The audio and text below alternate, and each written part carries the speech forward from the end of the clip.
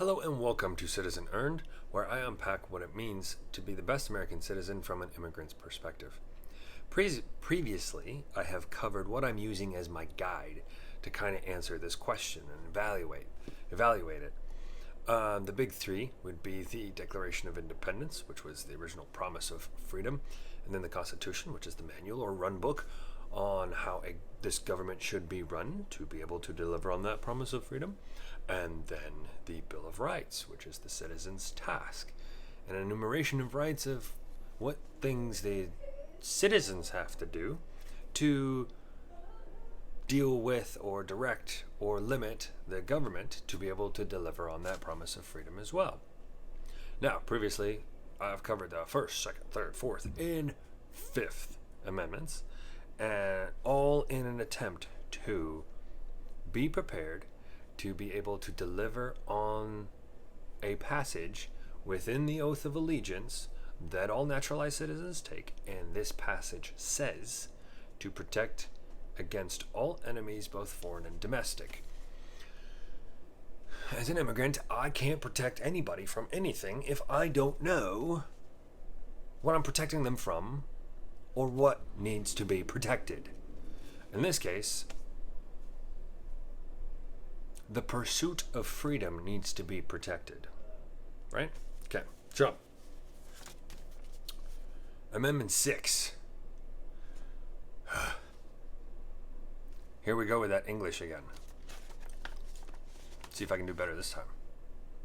In all criminal prosecutions, the accused shall enjoy the right to a speedy and public trial by an impartial jury on the state and district wherein the crime shall have been committed, which district shall have been previously ascertained by law, and to be informed of the nature and cause of the accusation, to be confronted with the witnesses against him, to have compulsory process for obtained witnesses in his favor, and to have the assistance of counsel for his defense. Can't quite do it as fast as the other ones, but boy, telling you, that English is not today's English. So, like, if we just distill that down. Oh, and I'm looking over here because that's where I put my little booklet.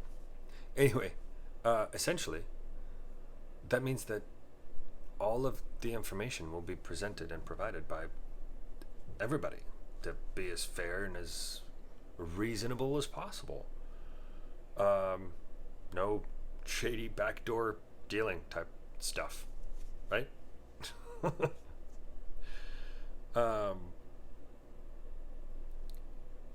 The point on being judged by an impartial jury made up of people in the region, which is part of the community in which the crime took place, seems interesting to me. Because keep in mind, prior to this, people would be judged by judges who were in the service of the king, and so would undoubtedly be biased toward the king. Because if the king was happy with the judge would get to keep his job. And if the judges took the side of the people, then the king would remove the judge's job. So the founding fathers are saying with the Sixth Amendment is the other people will judge you so that the judge can be checked, right? The people in this area will get together and decide whether this person that is on trial did something wrong. Because cultures differ from region to region, and the people in that area are probably best equipped to make that call. At least that was the thought. That implies a lot of different things, though. I mean, at the very least, doesn't that mean that the people in the area, the peers, the people on the jury, the people doing the judging, should know what the law is? I mean, they should probably be educated and I mean, arguably, back in the day, these were neighbors. So maybe a drifter came through and stole something, and there was a trial, and the people in the area unanimously, would judge this person to be guilty of stealing something, and then there would be punishment and so on and such forth. So it allowed a community to stay a community and to keep that community safe. But what if the crime happened from within the community? Then at least the community would know what is reasonable or unreasonable for that community. And this was also during a time that, you're considered an adult, very young, and you could vote, you could judge your neighbors, you could fight, or you probably have already at this point fought for the freedom of this country. And to deliver on this promise of freedom. So today we call adults at 18.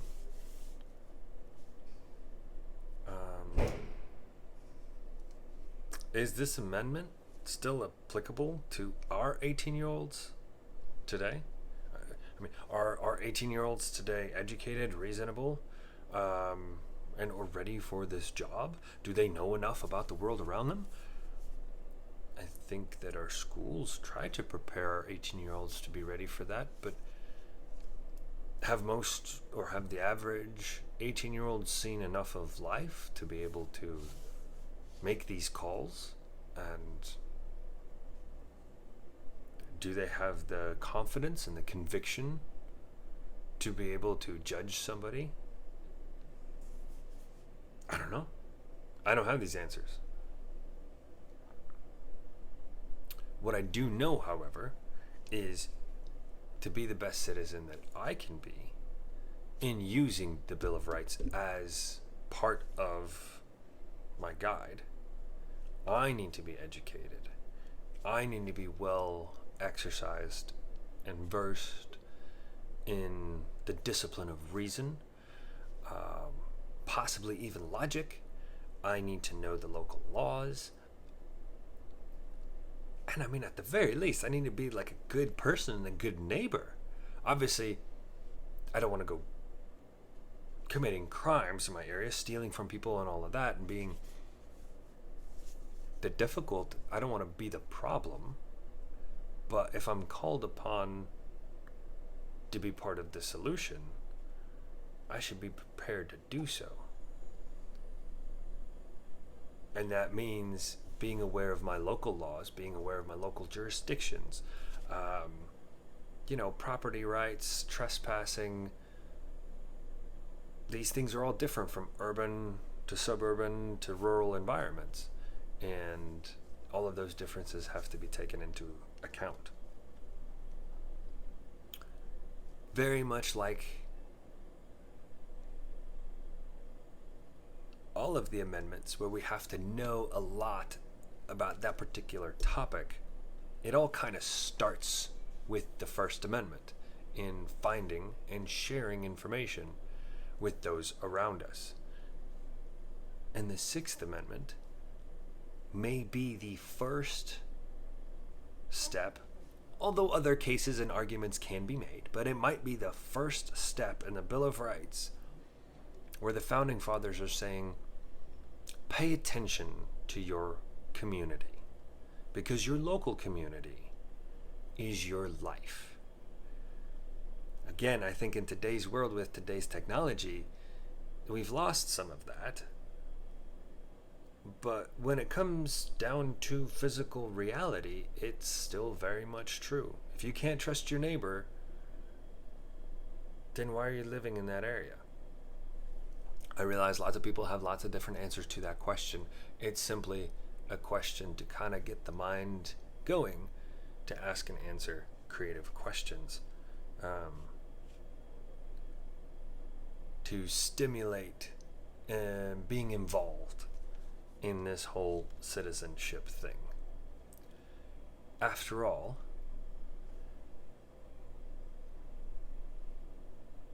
I've said the oath. Lots of immigrants have said the naturalization oath. Lots of people do their duty as citizens. And so many natural born citizens never have to deal with this, or haven't seen a part of life that creates significance in them to try and explore these things. They just kind of take it for granted. So